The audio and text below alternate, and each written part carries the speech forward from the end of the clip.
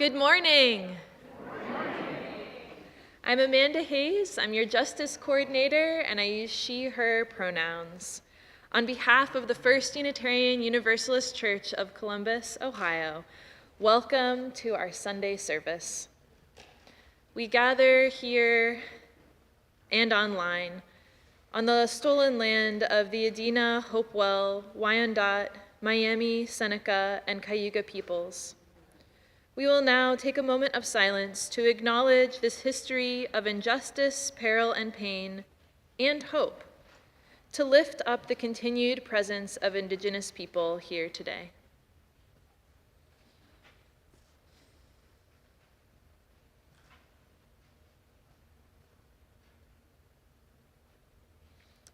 And now, please rise as you are willing and able to sing our opening hymn, number 1020, Wo-Ya-Ya, which is in your green hymnal.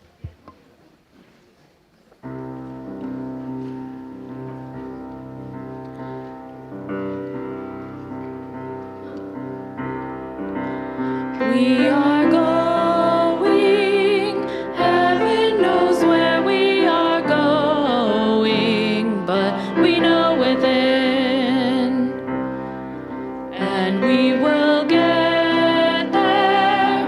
Heaven knows how we will get there, but we know we will.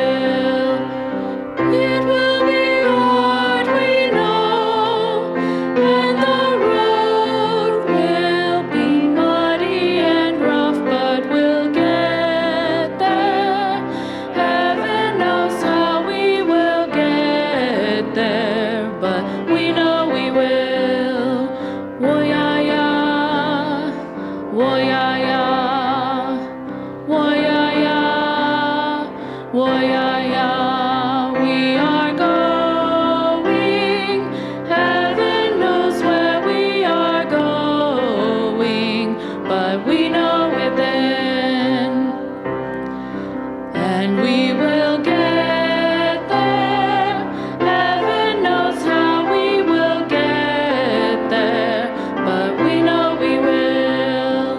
Wo-ya-ya, wo-ya-ya, wo-ya-ya, wo-ya-ya, wo-ya-ya-ya, wo-ya-ya-ya-ya, wo-ya-ya-ya-ya, wo-ya-ya-ya-ya-ya.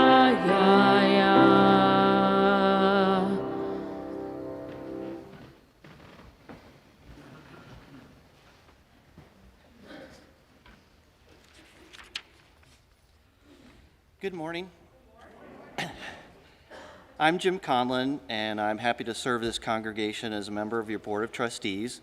My pronouns are he, him. We are so glad that you are here. Our congregation aspires to be welcoming to all, and we want you to know that you belong. Please scan the QR code to check in, view the order of service, submit joys and sorrows, and access our donation page. If this is your first time visiting our congregation, welcome. We have a visitor gift for you at the greeter stand. Please join us this evening at 7 p.m. for our Sorrow at This Season grief service, led by Reverend Susan McChrystal, David Moyer, and Reverend Kathleen Fowler. Can't talk today. If you are grieving for any reason, we welcome you to attend. The holidays are often held up as a happy time, but if that is not your experience, you may feel alienated or isolated. Stress can come from many avenues. If there are challenges in your life, we offer this hushed, meditative service as a respite. All are welcome. We would now like to invite any children who want to help bring in the light, meet Amber out in the gallery. She's waving back there. Everyone else, please join me in centering ourselves as we listen to this morning's prelude.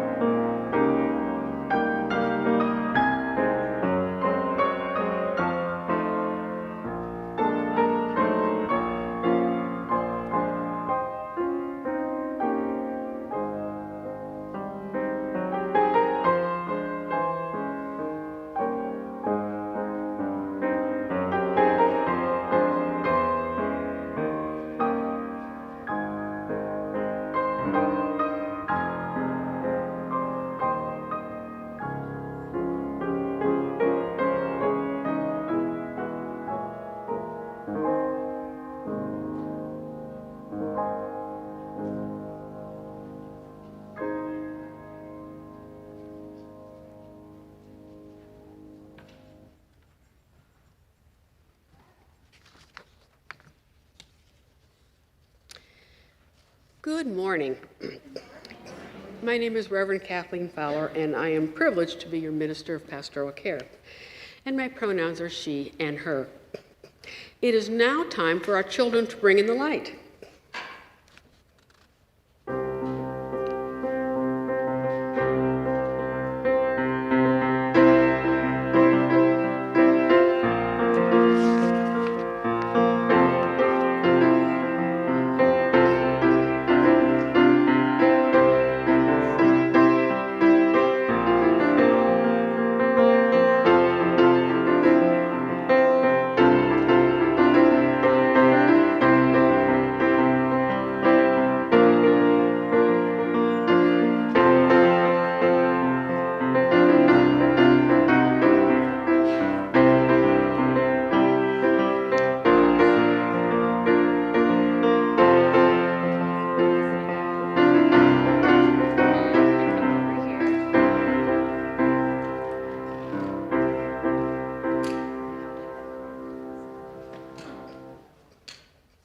Today's chalice lighting was written by the Reverends Beverly and David Bumbaugh.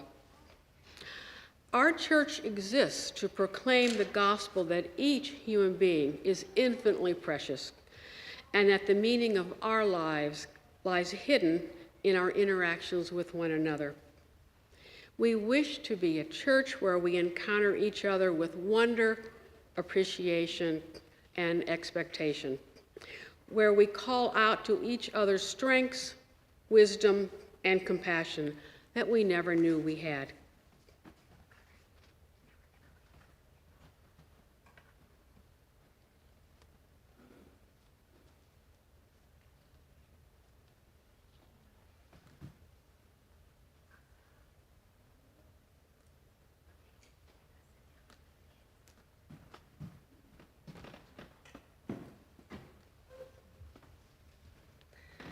Thank you, Penelope, for your help lighting our chalice. Good morning.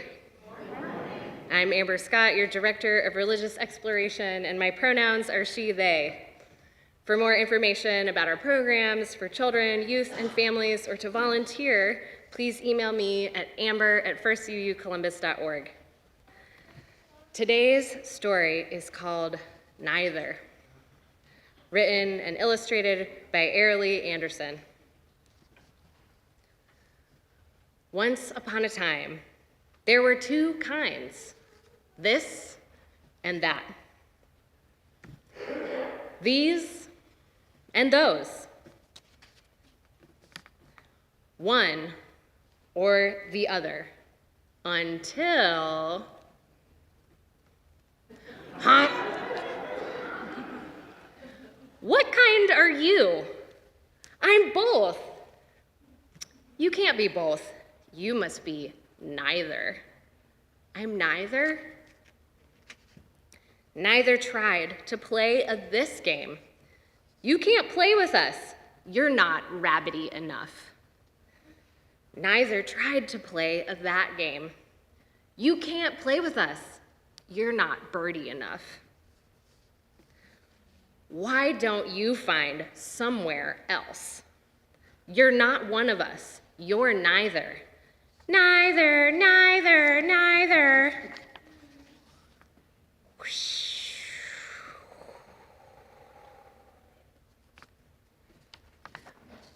Where did you come from?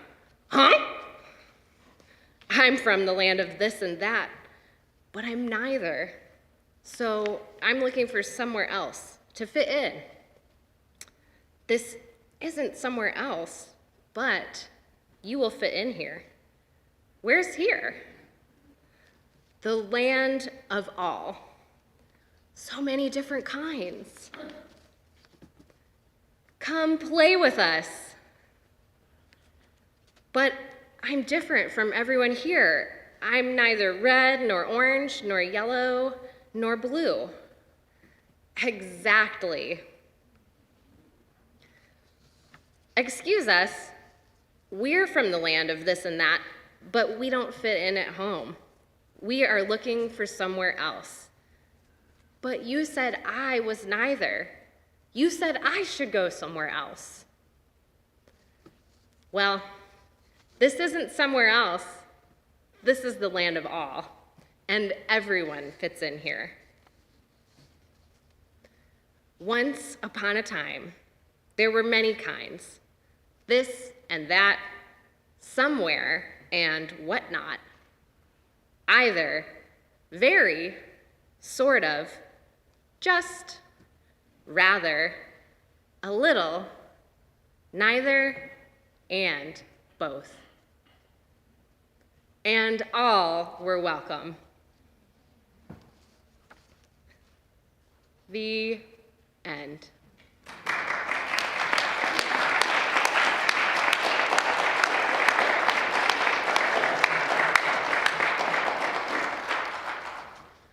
What does a community look like where all are truly welcome? I wonder. I now invite the congregation to stand as you are willing and able, and to form a sheltering arc of love as we sing our young people back to their families and out to class.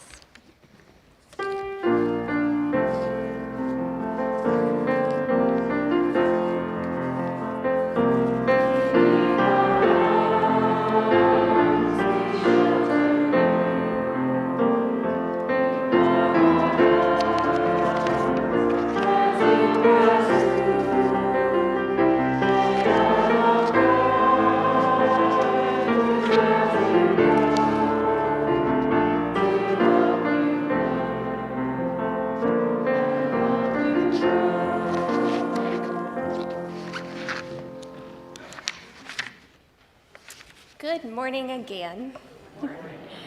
I am the Reverend Kelly McNeil. My pronouns are she, her, and I am truly honored to serve this congregation as Minister of Congregational Life. As I am sure you are aware, Red Oak Community School had planned to hold a Holly Drag Storytime event here yesterday morning. This event was canceled late Friday night after many discussions with stakeholders. We are deeply saddened that this event had to be canceled, but we support the school in making this difficult decision. We asked them to keep up many of their decorations so that we could all fully appreciate the beautiful environment that both Red Oak and First UU volunteers created. This was a very complicated and difficult decision, but was made to protect everyone's safety. In Red Oak Director Cheryl's statement made on the live stream yesterday, she explained her experiences and timeline getting security measures in place from the first moments that we became aware of a hate group's plans. What ultimately led to the cancellation of this event was a series of disagreements on how to best protect the space, performers, attendees, and the LGBTQIA community. When it became clear that an agreement could not be found, the school made the difficult decision to cancel. We have seen the school's statement and the responses from the Columbus Police Department and the mayor's office after the school statement was released. We as the church, of course, have our own understanding of what happened with communication. While, like all things, there are more perspectives than people involved, hearing that we all have the same goal of protecting this community and not allowing hate groups to continue spreading harm is encouraging, and we intend to hold all parties to their word. We hope that we can move forward and that further conversations can be had and that priority can be given to better protecting and supporting the LGBTQIA community here in Columbus.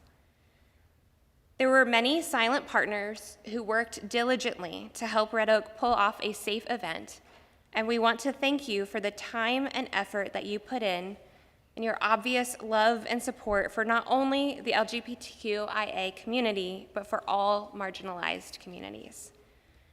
We also want to say thank you to the detectives and officers, including officers trained in de-escalation, who were here yesterday to make sure that Red Oak and First UU staff were safe while we were in the building. Part of the complexities of systemic issues is that we often find ourselves holding conflicting realities. Systems tend not to be wholly good or bad. These are artificial distinctions designed to continue dividing people into us and them. But as long as a system supports and values harm of any community, it is our responsibility to challenge the status quo and continue fighting to ensure that harm does not continue. As I said, it is all incredibly complicated. As a staff, we will be debriefing later this week. We plan to review steps and actions that were taken, learn from our mistakes, and lean on what we did well. We want to thank you for being a community where we can do this messy, uncomfortable work together. Thanks.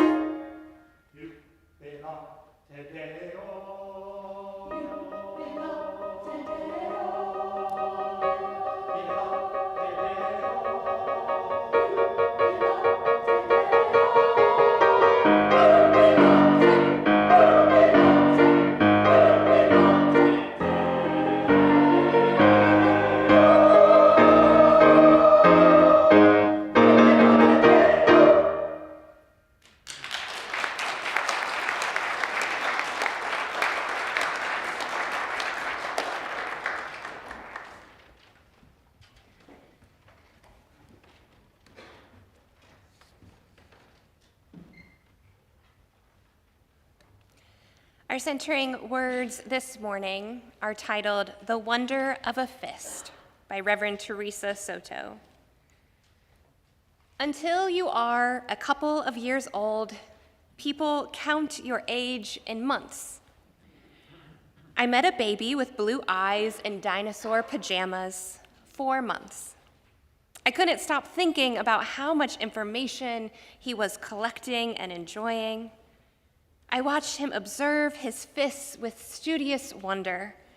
Yes, let me also hold up my fist and look on it in wonder. What can a fist, a hand, hold? What can it let go? Cascading through open fingers, let me use my adult fist to rise, to crush my own cruel, insecure doubt. Let me have a Yael fist of iron to pound a stake into the future we will build. Yes, small one, yes, the wonder of a fist. Please remain seated and join me in singing number 1003, Where Do We Come From?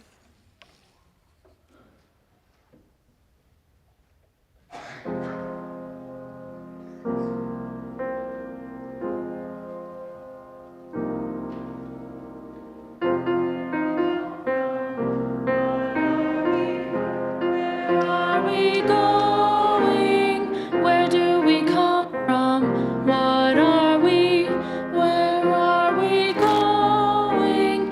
Where do we come from? Where do we come from? Mystery, mystery. Life is a riddle and a mystery, mystery, mystery. Life is a riddle and a mystery. Where do we come from? Where are we going? Where do we come from? Where are we going?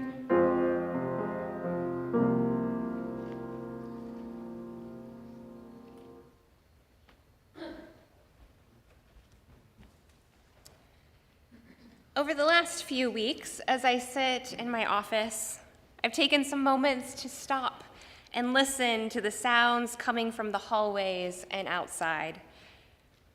I hear the sound of the Red Oak children, and I thought back to the lessons and teachings that I've heard through my office window as the children draw or dig or play outside. The sound of them learning something new, asking each other questions and sharing a passion of theirs with their class. And then I found myself thinking, wow, what would it be like to have that childlike wonder again? That desire and striving to learn more, to being open to the creativity that flows through me. What would it look like if I chose to look at things with fresh eyes and awe like our children do? Why don't I have that childlike wonder anymore?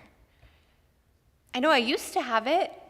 I used to have so much fun hiding in the bushes in front of my house, digging in the dirt with my younger brother, excited to see what we would find as we dug deeper and deeper.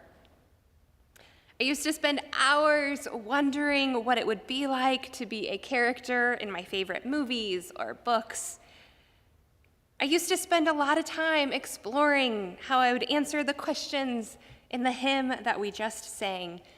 Where do we come from? Where are we going? When did I stop pondering these questions? Where did that childlike sense of wonder go? Now, I know there are probably numerous answers to these questions. Maybe we've seen too much to be able to entertain the creative thoughts that arise from a good session of wondering. Or maybe we found that from the moment we wake up to the moment we go to bed, we're busy putting out fires and following through on all of our responsibilities. There's just no time to sit and wonder. I have too much that needs to get done. And you know what? Because I'm just so tired all the time, I don't know that my brain would even allow me the opportunity to just stop and wonder. Turns out I have a lot of excuses. It seems so often the case with children's stories. Today's Time for All Ages spoke to me on a level that I can't fully explain. I was intrigued by this land of awe, a place where clearly the sense of wonder never disappeared, never prevented its community from coming together and creating a space for all. Wonder, this desire and curiosity to know something, allowed the somewhats and the whatnots and the eithers and the veries to find a community where they all belonged. When neither went searching for the land of somewhere else, they were greeted by a variety of what some may call others. Those that were somehow too different, too unique to fit into the boxes that were made for them. They couldn't direct neither to the land of somewhere else, but instead of sending neither on their way, they invited neither in to join them and play. Unitarian Universalists have often been called other. In fact, I have some voicemails on my phone right now of people who are not so happy that we don't fit into their very specific boxes. I mean, to be fair, we are kind of unique. We are a community of a variety of faiths and beliefs who decided that we need not think alike to be a community. And in today's world, that's not very common. Today, we're often part of groups that argue and demand that we do exactly as someone wants us to do. Think how they want us to think. You're either against us or for us. But here, we strive for there to not be an against us or for us mentality. We don't always get that right, but we try. Our founders, our Unitarian and Universalist ancestors, fought persecution for being different, for not fitting into prescribed boxes and norms. They allowed their curiosity to guide them as they found new and different ways to practice their faith, ways that didn't proclaim that we are depraved individuals who are destined for hell, but instead focused on our innate goodness. They allowed their curiosity of finding a better way forward to guide them in creating new spaces to be together. Today, I'm hoping that you'll join me as we call on our ancestors' sense of wonder in this spiritual practice of wondering. In your orders of service, you have a slip of paper that says, I wonder. It's not bright pink, but it's white, and it says, I wonder, and it has a bunch of lines on it. We're going to spend the next several minutes together in a meditation of wondering. If you don't have one, you can raise your hands in a second, and the ushers will help fill in those who don't have them. I will invite you to write what you're wondering about on the paper. Maybe you're visiting with us this morning and you're wondering what this whole Unitarian Universalism thing is all about. Maybe you're wondering what the next 5, 10, 15 years of First UU is going to look like. Or maybe, do our visitors experience us as welcoming and inclusive? Maybe there's something specific about the church that you're wondering about that you want us to know. Maybe you're thinking more personally and wonder why it feels like everything you do seems to be wrong, or if you can forgive someone, or if someone can forgive you. Or maybe you're wondering if these are your people and this is your place. Whatever it is that pops into your head during this time, grab it and explore where it leads. Allow your curiosity and childlike wonder to guide you. When you've had some time to go wherever your wonderings lead, I'll bring us back into this space.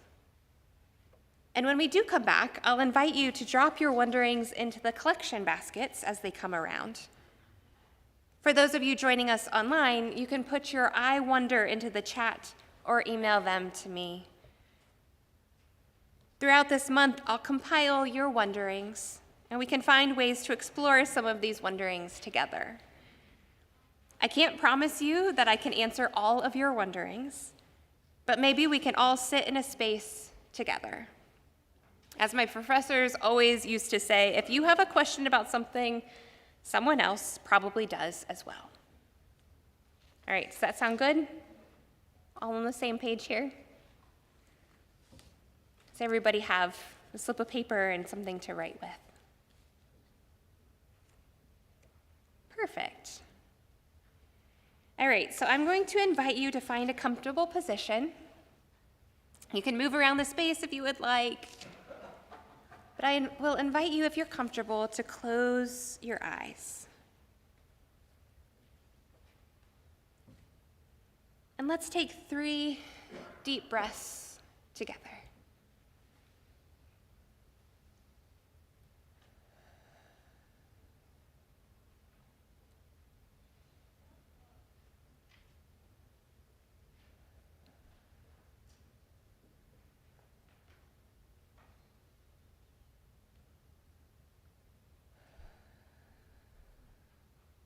Allow your mind to take you wherever it wants to take you. Ask yourself, where is my curiosity leading me? Spend some time just exploring, and when you're ready, if you want, you can journal what your wonderings are.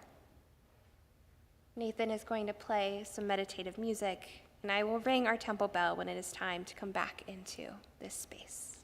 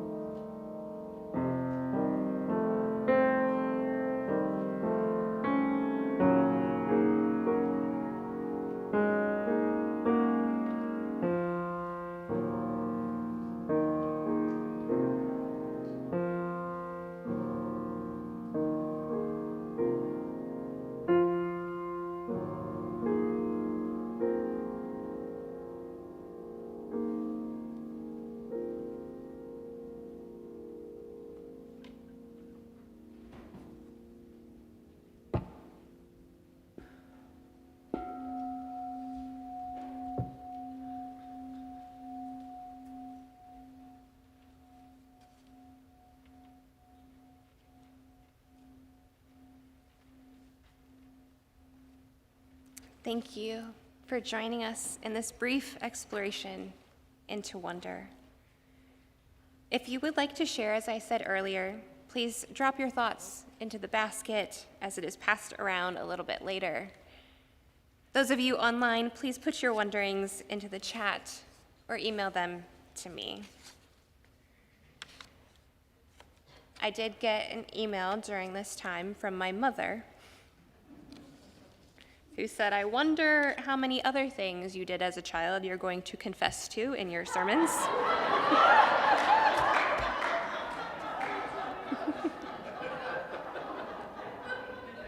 I guess we did a very good job of filling in all of those holes so she didn't know about it. This, friends, is only the beginning. The spiritual practice of wonder and curiosity is one that I hope you continue throughout this month and into the new year. I invite you to take time in your day to slow down and observe the world around you. When something rises up within you, be curious about it. And perhaps we could all take a lesson from the 2-year-olds in this world. Keep asking why.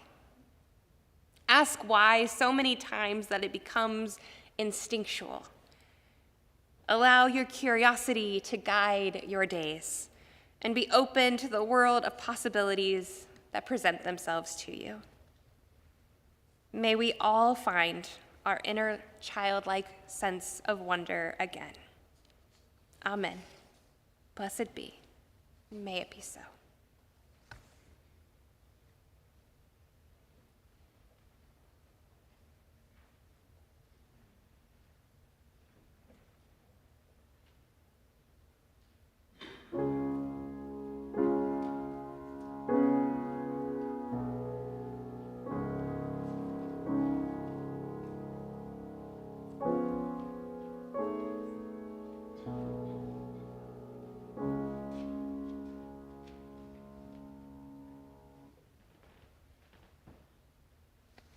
This month's offering will be shared between our holiday appeal and our minister's discretionary fund.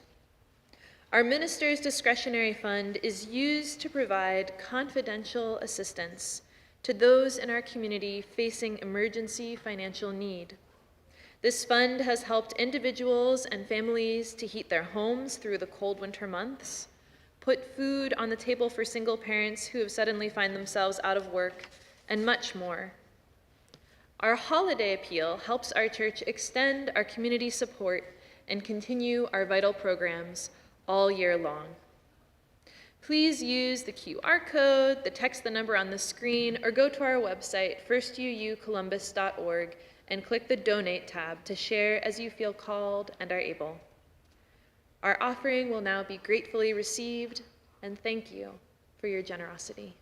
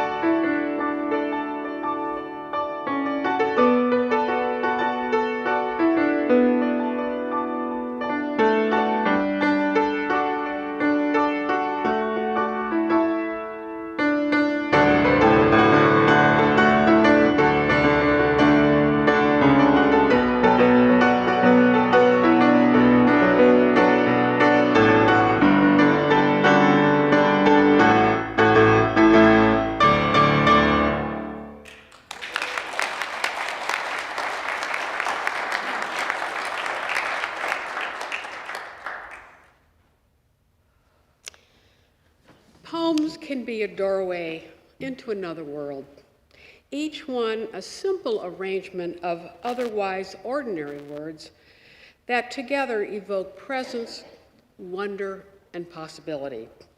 So here's an invitation to pause, let the words wash over you, and glimpse the world they offer you, and wonder. This is entitled The Opening of Eyes by one of my favorite authors, David Whyte. That day I saw beneath dark clouds the passing light over the water, and I heard the voice of the world speak out. I knew then, as I had before, life is no passing memory of what has been, nor the remaining pages in a great book waiting to be read. It is the opening of eyes long closed. It is a vision of far-off things seen for the silence they hold. It is a heart after years of secret conversing, speaking out loud in the clear air. It is Moses in the desert, fallen to his knees before the lit bush. It is the man throwing away his shoes as if to enter heaven and find himself astonished, opened at last, fallen in love with solid ground.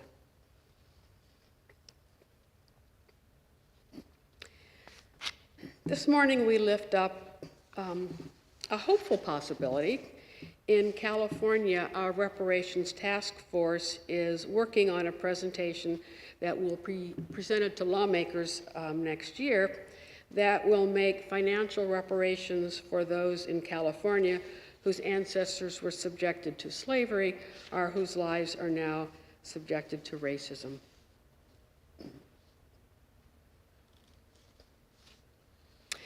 And we also lift up the joy that no one was physically harmed in the Holy Drag event that was again canceled late Friday night. And a cautionary note. The flu season is expected to hit hard in Ohio, so please take appropriate precautions so that you and your family are safe and other families are safe as well. Peace be with us and with all beings that share this world. So I now invite Barb Fiorini and Dana Reynolds, our pastoral listeners, to come forward this morning and share this week's caring cards and joys and sorrows submitted this morning.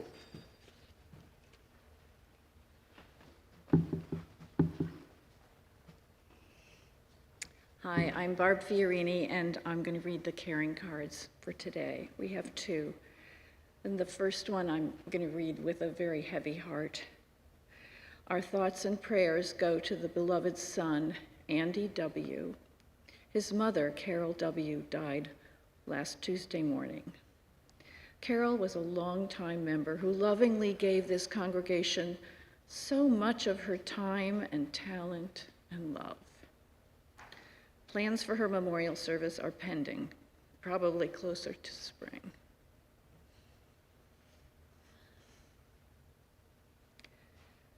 Healing thoughts are sent to Bob L. for his brother Tom, who has had brain bleeds and had a stroke this past week.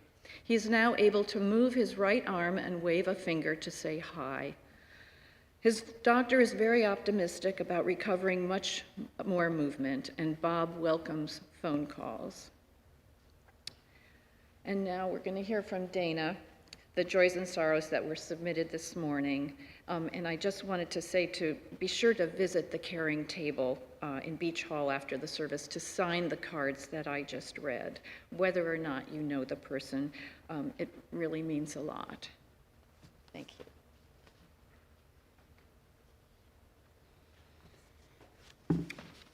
There were two joys and sorrows brought in today, both for other individuals than on behalf of other people. First, for Julie P., the sorrow of the passing of her mother most recently. And for another person, submitted by another person, a sorrow of Chris B. Because this person is having ankle and foot surgery tomorrow, and beyond healing quickly, the concern is that she will be able to sit still for the 4 weeks while not being able to put weight on that foot.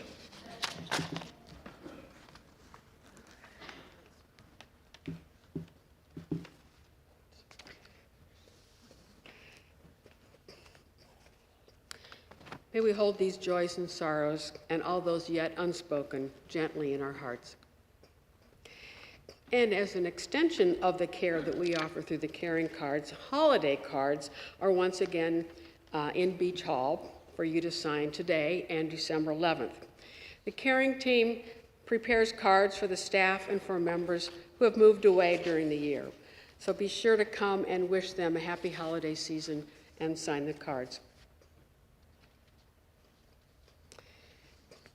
As Reverend Kelly rings our temple bell, I invite you into a moment of shared silence to reflect, imagine, to pray, or to simply breathe.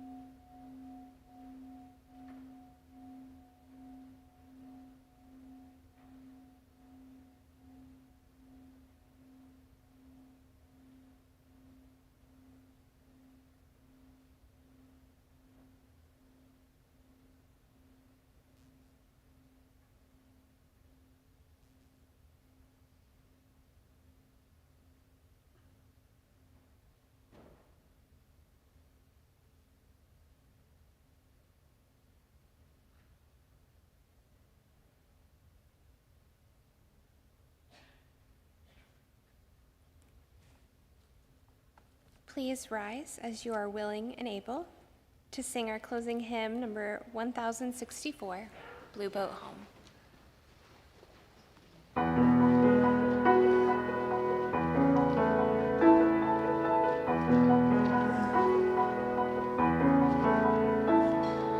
Low below me I feel no motion, standing on these mountains and plains, far away from the rolling ocean. Still my drum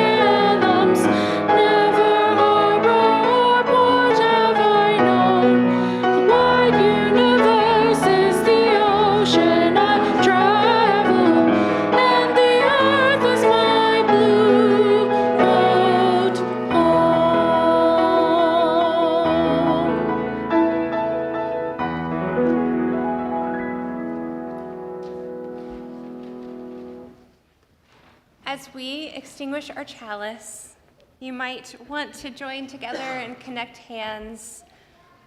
If you are uncomfortable doing that, you can hold your hands over your chest.